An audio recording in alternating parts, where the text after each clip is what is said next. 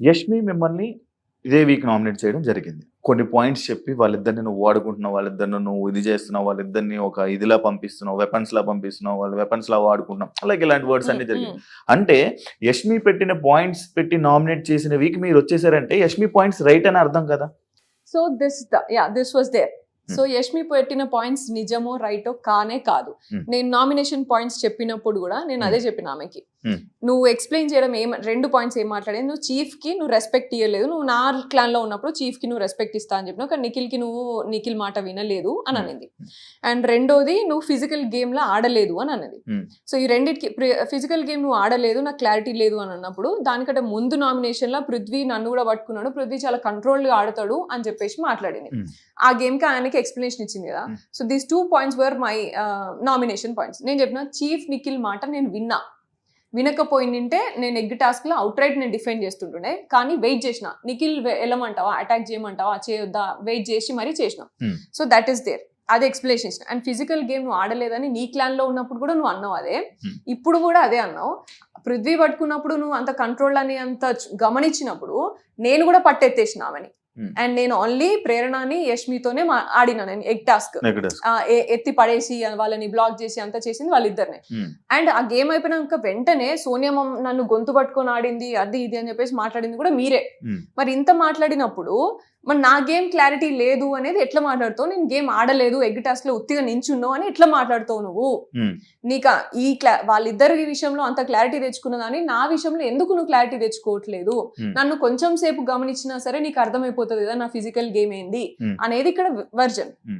దీన్ని తీసుకెళ్ళి ఇంకేదో మాట్లాడారు. అదే విషయం నాగార్జున గారు వీకెండ్ లో మాట్లాడినప్పుడు కూడా that's what I told. Yashmi ఏమనుకున్నదంటే నేను యూజ్ చేసిన సెంటెన్స్ ఏదేంటి, నువ్వు వాళ్ళిద్దరిని చూసినంత నన్ను చూసింటే బాగుండు అని నేను అన్నా. దానికంటే ముందు ఆమె వాడిన మాటలన్నీ వదిలేసి ఇది ఒక్కటే సెంటెన్స్, అండ్ ఈ సెంటెన్స్ కి ముందు నేను మాట్లాడినా, తర్వాత నేను 20 నిమిషాలు అరగంట దాకా మాట్లాడినా. ఏమని, నా ఫిజికల్ గేమ్ క్లారిటీ నువ్వు తెచ్చుకోమా ప్రస్తుతానికి, అట్లీస్ట్ ఇప్పటి నుంచైనా చూడు. ఎందుకంటే నీ క్లాన్ లో ఉన్నప్పుడు నేను స్విమ్మింగ్ పూల్ టాస్క్ ఆడినా యాక్సిడెంటల్, అండ్ ఎక్కడ సంచాలకగా చేసిన సంచాలక సక్సెస్ఫుల్ చేసిన, అండ్ సాక్స్ గేమ్ ఆడినప్పుడు సాక్స్ గేమ్ లో నేనే పోయి డిఫెండ్ చేసి వాళ్ళని కరెక్ట్ గా నువ్వు నా టీం ని తీయొద్దు అని చెప్పేసి ఆర్గ్యుమెంట్ చేసి వాళ్ళ కోసం ఫైట్ చేసిన నేనే, ఇవన్నీ నేనే చేసిన. సో అండ్ స్ట్రాటజిక్ గా నేను ఎక్కడ బ్యాలెన్స్ అవసరం, ఏ గేమ్ కి ఏది అవసరం అనే స్ట్రాటజీస్ నేనే ఇచ్చిన నీకు. ఇవన్నీ నీకు కనబడలేదు, అప్పుడు కనబడలేదు, ఇప్పుడు కనిపిస్తలేదు. సో నువ్వు ఫిజికల్ గేమ్ క్లారిటీ లేదు అని ఊరికనే అంటే ఎట్లయితుంది? ఇప్పటి నుంచైనా దయచేసి చూడమ్మా అని నేను మాట్లాడినా. ఇది తీసుకెళ్లి యష్మి ఏం చేసింది, తీసుకెళ్లి నువ్వు పర్సనల్ గా కనెక్షన్ పెట్టినావు లేకపోతే రిలేషన్షిప్ పెట్టినావు అనేసి మాట్లాడాను. కానీ నువ్వు అమ్మ అక్క అని మాట్లాడి గేమ్ ఆడతావు, నువ్వు ఇద్దరిని యూజ్ చేసుకొని ఆడుతున్నావు, ఇవన్నీ మాట్లాడిన వాటికి కూడా నేను ఎక్కడ కూడా తగ్గి మాట్లాడలేదు. నేను జస్ట్ నా గేమ్ గురించి చూడమ్మా, నీ లెవెల్లో నేను తగ్గి మాట్లాడను, నువ్వు నీ స్టాండర్డ్ నువ్వే చూపించుకుంటున్నావు అనే మాట్లాడినా. యష్మి మిమ్మల్ని నామినేట్ చేస్తుంటే మీరు తగ్గి మాట్లాడినట్టు అనిపించింది. నేనైతే గేమ్ క్లారిటీ, ఎందుకంటే ఆమె చాలా ట్రిగ్గర్ చేస్తుంది. నేను ఎంత ట్రిగ్గర్ చేయగలరు ఎవరైనా హౌస్ లో? డెఫినెట్ గా నేను అసలు నా ట్రిగ్గరే కాదు నాది, కానీ జనాలకు మీరు ట్రిగ్గర్ చేస్తున్నారు అనిపిస్తుంది. నేను వాడితే ఓన్లీ గేమ్ పాయింట్స్ వదులుతారు, మిగతాది వాళ్ళు రెచ్చిపోతారు. నేను ఓన్లీ గేమ్ పాయింట్స్ యూజ్ చేస్తా. I will not get into personal any time. And దానికంటే ముందు రోజు night Yashmi was sharing something with me. అప్పుడు కూడా నేను చెప్పిన, నువ్వు ఏదున్నా నాతో షేర్ చేసుకోవచ్చు, నువ్వు ఎప్పుడు కూడా నువ్వు ట్రస్ట్ చేయొచ్చు, పర్సనల్ థింగ్స్ ఏవి కూడా నాకు నామినేషన్ గ్రౌండ్ లో రావు అని చెప్పిన. So I don't want to get down to her. And నువ్వు ఆమె మాట్లాడినట్టు నువ్వు ఇద్దరిని ముందు పెట్టుకుని మాట్లాడుతున్నావు, ఇద్దరు వాడుకుంటున్నావు, ఇటువంటివన్నీ నేను మాట్లాడదలుచుకోలేదు. సో ఐ మేడ్ ష్యూర్ నువ్వు నన్ను చూడు కొంచెం అనేసి మాట్లాడినా. సో అది నువ్వు నాగార్జున సార్ మాట్లాడినప్పుడు కూడా సార్ కూడా అదే స్ట్రెంగ్తన్ చేసిండు కాబట్టి నేను డిసప్పాయింట్ అయ్యి I don't want to stay. Saturday episode లో కూడా అదే ఫోకస్ అయింది. అయినప్పుడు కూడా సార్ నా ఇంటెన్షన్ అది కాదు, I was very clear and I'm very clear. నాకు నిఖిల్ వచ్చి చెప్పేదాకా కూడా నాకు తెలీదు ఇట్లా అర్థం చేసుకుంది అని. అండ్ నిఖిల్ వచ్చి చెప్పినప్పుడు కూడా నిఖిల్ గురించి నిఖిల్ ఏమన్నాడు అంటే, మన ఫ్యామిలీలో ఎట్లా పోర్ట్రే అవుతున్నాయి కదా అని పృథ్వీతో అన్నాడు. ఆ విషయం తెలిసి నేను ఆ రోజు నైట్ అంతా బాధపడ్డా. నెక్స్ట్ డే పోయి అమ్మాయి ఎట్లా సెన్సిటివ్ గా ఫీల్ అయింది అంటే, I definitely have to address this అని నెక్స్ట్ డే పోయి సారీ చెప్పిన ఆమెకి. యష్మి నువ్వు ఇట్లా తీసుకుంటే మాత్రం I'm really sorry. And I clearly told, like పృథ్వీని అడిగినప్పుడు కూడా నేను క్లియర్గా ఉన్నా, నీకేమైనా ఉందా అని చెప్పేసి డైరెక్ట్ అడిగినా వాడు లేదు అన్నాడు. దట్ మస్ట్ హ్యావ్ పోర్ట్రేట్, అది అక్కడ క్లియర్ అయిపోయింది. ఇక్కడ నేను మళ్ళీ చెప్తున్నా, నేను అసలు అక్కడికి నా థాట్ అక్కడ పోలేదు. That was not my intention. ఒకవేళ నువ్వు అట్లా ఫీల్ అయితే సారీ అని కూడా చెప్పిన నేను. ఇవన్నీ వదిలేసి ఈ సెంటెన్స్ వాడినావు అని చెప్పేసి మాట్లాడారు వీకెండ్ లా. I told my explanation. Even then conclusion was not right. Okay. Nagarjuna sir is like father figure and judgment, like evening like Saturday weekend ఎప్పుడు వస్తుంది సార్ ఏం చెప్తారు అని వెయిట్ చేస్తాం మనం లోపల ఉన్నప్పుడు. సో అంత ఉన్నప్పుడు నువ్వు ఎట్లా రాంగ్ థింగ్ ని స్ట్రెంథన్ చేస్తావు అనేది నాకు నచ్చలేదు అక్కడ. That's when I dropped out. Like వీళ్ళు ఎందుకంటే దానికంటే ముందు వీక్ కూడా నిఖిల్ నన్ను అడగలేదు, తినమని అడగలేదు కాబట్టి అలిగింది అని మాట్లాడారు. అది విచ్ ఇస్ నాట్ ట్రూ. అది కూడా అంతే, ముందు వెనకాల కట్ చేసుకుని మీరు చూపించారు వాళ్ళు. నేనేమనుకో సరే పోనీలే, చిన్న ఎలిమెంటే కదా, చిన్నది కదా, సరే షో కోసం కాంటెంట్ కోసం పెట్టుకున్నారు కావచ్చు, దట్ ఈస్ ఫైన్ లే, అలిగితే తప్పేమో, దానిలో ఏం పెద్ద బ్యాడ్ కాదు కదా అని చెప్పేసి ఊరుకున్నా నేను 3rd వీక్ లా. దెన్ 4th వీక్ లా ఇది మళ్ళీ స్ట్రెంథెన్ చేసిండు. సో కంటిన్యూస్ గా ఫాల్స్ ని స్ట్రెంథెన్ చేస్తూ వెళ్తే దెన్ నేనేం కనిపిస్తున్నాను, నా ట్రూత్ ఎక్కడ, నువ్వు నన్ను ఎందుకు నా ట్రూత్ ని తొక్కేస్తున్నావు అనే ఫీలింగ్ లో నేను ఉండే.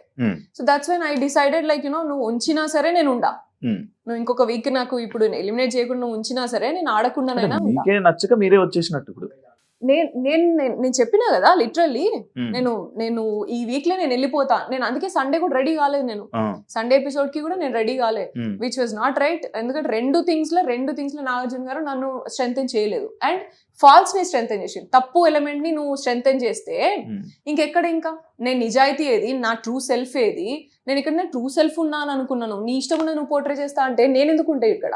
ఇప్పుడు మీకు ఇంతకీ బిగ్ బాస్ నచ్చిందా నచ్చలేదు? నాకైతే ఇప్పటివరకు నచ్చలేదు, but I had good time and I had good journey. నేను అనుకున్న బిగ్ బాస్ తప్పు కావచ్చు, నేను అనుకునే మీనింగ్ తప్పు అని నాకు అర్థమైంది.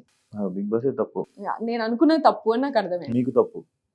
నేను అనుకున్న షో గేమ్ అంటే బిగ్ బాస్ గేమ్ అంటే లైఫ్ షో, పర్సనాలిటీ, రియాలిటీ కనిపిస్తుంది, రియాలిటీ చూపిస్తారు అని అనుకున్నా కదా నేను, అది తప్పు అని నాకు అర్థమైపోయింది. బయట ఒక టాక్, మీరు మ్యారీడ్ కదా? No, not yet. మీరు ఆల్రెడీ పెళ్ళైన ఫస్ట్ ఆయన వదిలేసి మళ్ళీ ఇంకొకరిని మళ్ళీ పెళ్లి చేసుకున్నారనే రూమర్స్ బయట నడుస్తాయి, అది ఎంతవరకు నిజం? రూమర్స్ ఇంకేమున్నాయి, ఇంకొకసారి కంటిన్యూస్ గా అట్లే చెప్పు, వినుకుంటా కూర్చుంటాను. దీనికి మీ రియాక్షన్ ఏంటి? యాక్చువల్లీ వినడానికి వింటుంటే మన బోల్డ్ ఉంటుంటాయి, అదే కదా ఇది మెయిన్ పాయింట్. దీనికి మీరు ఏం రియాక్ట్ అవుతారు? రాసుకోవడానికి కూడా చాలా మంది ఈ మధ్య యూట్యూబర్స్, రివ్యూవర్స్ చాలా మంది చెప్పడానికి కూడా చాలా తయారైనారు. I can see that completely, but that's not true. And I already told on the show also, Yash ని నేను చేసుకోబోతున్నా అనేసి. అండ్ అదే కాకుండా మీ మీ మదర్ ఒక ఇంటర్వ్యూలోనే అదొక బిట్ అనేది ఒకటి బయటికి రావడం జరిగింది. లైక్ సోనియా లోపల ఎలాగున్నా మాకైతే ఏం ప్రాబ్లం లేదు, కానీ వాళ్ళ అత్తయ్య వాళ్ళకి ప్రాబ్లం అని చెప్పి ఇదో ఒకటి మీ ఫ్యామిలీ ఇంటర్వ్యూలో మాట్లాడడం జరిగింది మీ అమ్మగారు. దానికి మీ రియాక్షన్?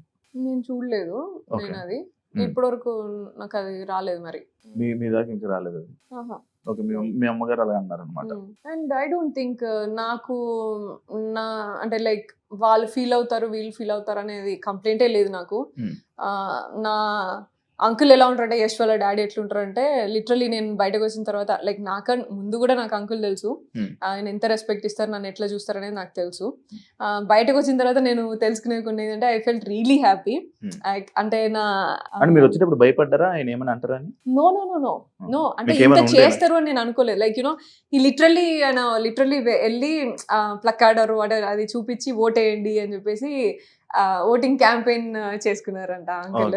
సో అది నాకు చాలా అంటే లైక్ ఎమోషనల్ అన్నట్టు. పట్టించుకుంటారా పబ్లిక్ టాక్స్ ని మీరు? పబ్లిక్ మాటల్ని, పబ్లిక్ కామెంట్స్ ని, ఎవరైనా ఏదైనా మాట్లాడితే వాటిని మీరు పట్టించుకుంటారా, హార్ట్ కి తీసుకుంటారా? అది అసలు నా దగ్గర రానే రాదు నాకు ఎప్పుడు కూడా. And I'm completely like I'm workaholic. First of all నాకు నెక్స్ట్ ప్రాజెక్ట్ ఏంటిది, నెక్స్ట్ ఏం చేయాలి, ఇదే ఆలోచన ఉంటుంది ఫస్ట్. అంత చూసి దాన్ని అటెన్షన్ పే చేసేంత టైం నాకు ఉండదు. And I'm very much cared only about my close people.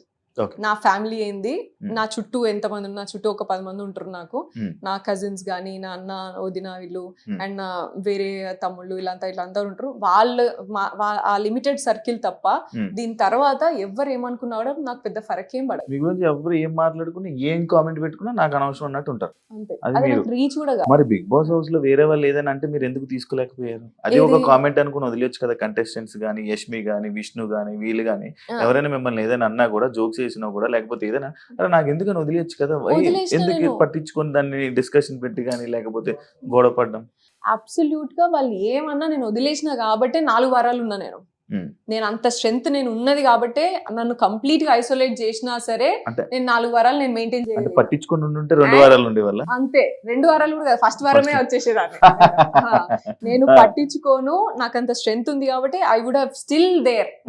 నాకు హౌస్ విషయంలో నాకు ప్రాబ్లమే లేకుండే. I knew like you know week కి మారుతుంది, వీక్ కి మనుషులు కూడా అర్థం చేసుకుంటారు అండ్ మెల్లమెల్లగా అందరి ఫేసెస్ బయటపడతాయి, అందరికి అర్థం అవుతాయి. And I was literally just waiting to understand like నా రియల్ నేచర్ నీకు తెలిసినప్పుడే నువ్వు నా దగ్గరికి రా, నువ్వు నన్ను నమ్మినప్పుడే నా దగ్గర రా. ఉత్తిగా ఏదో నన్ను జస్ట్ మాట్లాడింది కదా అని చెప్పేసి లేకపోతే జస్ట్ ఇట్లా అన్నది అని చెప్పేసి నేను I don't expect people to come to me like that. నాకు రిలేషన్ కానీ నాతో ఫ్రెండ్షిప్ కానీ నాకు అట్లా అవ్వాలి. అండ్ ఇంకా బెటర్ ఏంటంటే నా నెగిటివ్ ఏమైనా తెలుసుకొని నా దగ్గరికి వస్తే ఇంకా మంచిది. ఎందుకంటే every human being will have their own positives and floss. నేను నీకు పాజిటివే చూపించి నేను దగ్గర తెచ్చుకోను అట్లా. సో నేను పిచ్చింగ్ చేసేటప్పుడు కూడా క్లాన్ చేంజ్ పిచ్చింగ్ చేసేటప్పుడు నేను అదే చెప్పిన that they used it in a different way. నేను ఎట్లా ఆలోచిస్తానో నువ్వు చూసినావు. ఫిజికల్ గేమ్ అనేది నా చేతుల్లో ఉండదు. అప్పుడు మనకి తిండి ఉండదు, ఎంత టైం వెయిట్ చేపిస్తారు, లక్, ఎనర్జీ, అప్పుడు ఆ టైంకి ఎవరేం ట్రిగ్గర్ చేస్తున్నారో, మూడ్, ఇవన్నిటిని బట్టి ఫిజికల్ టాస్క్ అనేది ఉంటుంది. కాబట్టి ఐ విల్ గివ్ 100%. కానీ ఫిజికల్ టాస్క్ నువ్వు ఆడగలుగుతా, నేను సూపర్ ఆడగలుగుతా, నేను గెలిచేసిస్తా అనేది నేను రాంగ్ ఎక్స్పెక్టేషన్స్ నీకు ఇయ్యా. సో ఈ బేస్ మీద నువ్వు తీసుకోవాలనుకుంటే మీరు తీసుకోండి నన్ను క్లాన్లకి అని మాట్లాడినా. And first week all the 3 people were like Sonia వస్తే సోనియా కోసమే తీసుకున్నారు, అంటే డెసిషన్స్ అయినాయి. Second week also like that. So third week నేను చేంజ్ చేసుకున్నాను గేమ్ నేను చేంజ్ చేసుకున్నా. ఎందుకు అంటే నేను చెప్పినా కదా మీకు, ఇద్దరు ప్లేయర్ తో ఉండడమా మీకు గేమ్ చేంజ్? ఇద్దరు ప్లేయర్స్ అని కాదు, అంటే ఇద్దరు స్ట్రాంగ్ ప్లేయర్స్ తో ఉంటే ఓటింగ్ పడతదనా మీకు గేమ్ చేంజ్?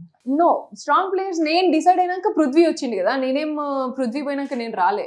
నిఖిల్ క్లాన్ లకి నేను పోయినాక మిగతా వాళ్ళందరూ వచ్చారు. So that was not my decision. And నేను ఎప్పుడైనా సరే నామినేషన్ పాయింట్స్ కానీ, నేను క్లాన్ చేంజెస్ కానీ, నేను ఏది కూడా వేరే వాళ్ళతో డిస్కస్ చేయను. నేను ఆ టైంకి నాకేమనిపిస్తే ఆ టైంకి నేను అది చేస్తా. ముందు వెనకాల డిస్కషన్ అనేది నామినేషన్ అయిపోయినాక కూడా I take lot of time. ఎందుకంటే నేను వెంటనే నేను పాయింట్స్ మాట్లాడింది కరెక్ట్ అయినప్పుడు నేను ఎందుకు నీకు వెళ్ళి బటర్ వేస్తా మళ్ళా? Usually people do that. I don't care. నేను వేసిన పాయింట్స్ నిజం, నువ్వు రియలైజ్ చేసుకోవడానికి నీకు టైం ఇస్తా నేను. దాని తర్వాత నువ్వు ఏమన్నా ఉంటే అప్పుడు మాట్లాడతా. నేను అట్లా వెంటనే అవన్నీ చేయను. So game point I'm very much clear and emotional and all these things I'm very much clear in that. Yeah.